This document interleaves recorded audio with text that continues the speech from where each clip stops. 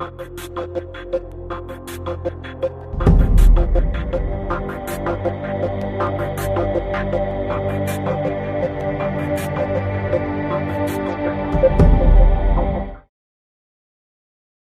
I feel everyone should know what happened to her because it was a brutal murder. He chewed a part of her intestines. 21-year-old Tynesha Sias never thought about the danger. She and her boyfriend were rooming with aspiring musician Antron Singleton. I'm from Texas, born Used this 3-inch paring knife and cut her open. I don't think in his 26 years he's ever indicated a propensity to eat people or do the things that he did to this young lady.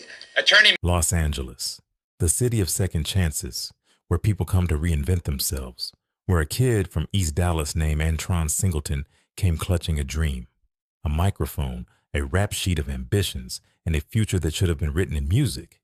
Instead, it was written in blood. April 10th, 2002. It begins the way all tragedies do, quietly. A phone call, a door left open, and a young woman who would never see another sunrise. Tynesha Sias was 21 years old. She was somebody's daughter, somebody's girlfriend, a young woman building a life in Los Angeles with her boyfriend, Thomas Moore. By all accounts, she was full of warmth, the kind of person who lit up a room just by walking into it. The apartment she shared with Thomas was modest, the kind of place young people rent when the city is still full of possibility. Their roommate was a man named Antron Singleton. On the streets and in the studios, everyone called him Big Lurch. Singleton was born September 15th, 1976, in Dallas, Texas. He began writing poetry at age 7. By 15, he was performing. By his early 20s, he was chasing something real, a record deal, a name, a legacy. He had a group called Cosmic Slop Shop. He had connections to artists like Too Short and E40. He was on the radar of major labels, but the music industry is a grinder. By 1999, the group had dissolved, and Singleton, grinding for his solo career, began self-medicating a persistent pain with a drug that doesn't forgive. PCP, phencyclidine, angel dust, a dissociative anesthetic that, at high doses or after prolonged use, can trigger what doctors call PCP psychosis. The user loses contact with reality entirely. Paranoid delusions take hold. Violence erupts without warning. The person looking back at you from behind their eyes is no longer there. According to court records, Singleton had already been hospitalized more than once for episodes of PCP psychosis before the night of April 10th. But no one stopped him, and no one stopped what was coming. Witnesses later testified that throughout the afternoon and into the evening, people moved in and out of the apartment. Friends, acquaintances, a loose gathering of people smoking and passing time. Thomas Moore confirmed he and Singleton had been using PCP together. At some point, Singleton told everyone to leave. Everyone. Except Tynesha Sias. She stayed. We don't know if she felt safe. We don't know if she had nowhere else to go. What we know is that when the door closed behind the last person to leave, Tynesha was alone with Antron Singleton. Singleton would later say, "We started smoking the PCP, and they just kept feeding it to me, and feeding it to me. The next thing I remember is I woke up in jail with a murder." But the evidence told a different story, a story written in what was left of Tynesha Sias. It was a friend who first saw him, running down the street, naked, covered in blood, barking at nothing, staring straight up at the sky. When officers arrived, Singleton wasn't fleeing. He wasn't hiding. He was standing in the street, unresponsive, as though something behind his eyes had simply gone dark. He was taken into custody. And then officers followed the trail back to the apartment. What they found inside would stay with even the most seasoned detectives for the rest of their careers. Tynesha Sias lay on the floor. She was 21 years old. Her chest had been torn open. A 3-inch blade was found broken off inside her shoulder blade, lodged deep in her scapula. Her right lung had been removed from her chest cavity. Teeth marks were found on her face. Teeth marks were found on her lungs. Her jaw was broken. Her eye socket was broken. Her neck was broken. The medical examiner would confirm what investigators already feared. Tynesha had not just been killed, she had been cannibalized. Singleton was examined at the hospital. A medical examination found human blood and flesh in his stomach, flesh that did not belong to him. Later, Singleton would say he believed the world was ending that night, that he had to find the devil, that he had to kill the devil before the world burned. He said he didn't know he was eating human flesh. "The next thing I remember," he said, "is waking up in a room. The defense would later argue that this wasn't a man who woke up that morning and decided to commit murder.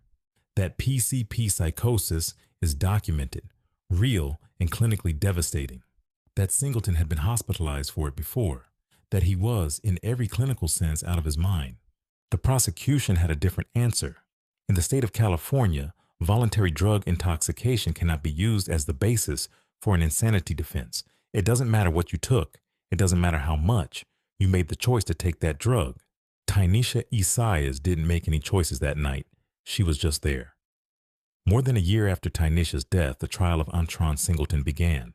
His defense attorney, Milton Grimes, best known for representing Rodney King, entered a plea of not guilty by reason of insanity.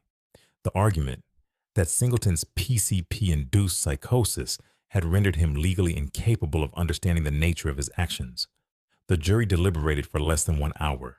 Antron Singleton was found guilty of first-degree murder, aggravated mayhem, and torture. On November 7, 2003, he was sentenced to life in prison without the possibility of parole, a double life sentence. He has been incarcerated at Richard J. Donovan Correctional Facility ever since. Check it out. Big Lurch up in that hand. I'm going to hit you upside your head with some of this real poetry. Check it out. This one here is called Raw. Word is born, son. Yo, God. Word is born, son. Yo, blood of my blood, flesh of my flesh. God machine. Grog. Creation. I am. Devils hate the greatest reflection of God. Soul hidden within eternal blackness. Unignorable voice of timeless truth. Creating more than old is destroyed. Moisturizing life with tears of joy. One drop of blood knew the pleasure of pain. Close your eyes and see God.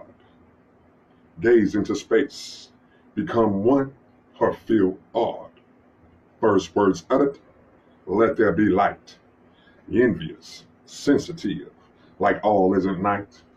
Illuminated speckles, darkened by cosmos.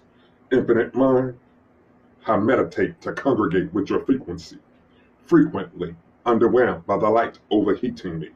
Searching for the comfort of shadows, rejuvenated by shade trees. Breathing breath of life, while enlightenment shines bright, minutely highlighting the body of blackness of which I blend without fight. In the years that followed, Singleton continued to speak from behind bars. In interviews, he claimed he had been set up, that a rival gang member had orchestrated the night to destroy him. He accused Milton Grimes of knowing that a drug-based insanity plea would fail in California and entering it anyway. He claimed that Tynesha's own mother, Carolyn Stinson, had come to visit him in custody and told him she believed he had been set up and that she forgave him. Tynesha's mother, Carolyn Stinson, filed a wrongful death lawsuit in 2003, alleging that Singleton's label, Stress Free Records, had supplied him with PCP despite knowing his history of violence and his lyrics referencing murder and cannibalism. She also named Thomas Moore, the boyfriend who walked out and left her daughter behind. Tynesha Isaias was 21 years old. She had her whole life ahead of her. She trusted the people around her. She stayed when everyone else left, which resulted in the loss of a young life. Rest in peace, beautiful. Thank you for watching The Grim Watch. Share your thoughts in the comments below, and don't forget to like and subscribe for more true crime stories. I'll see you in the next video.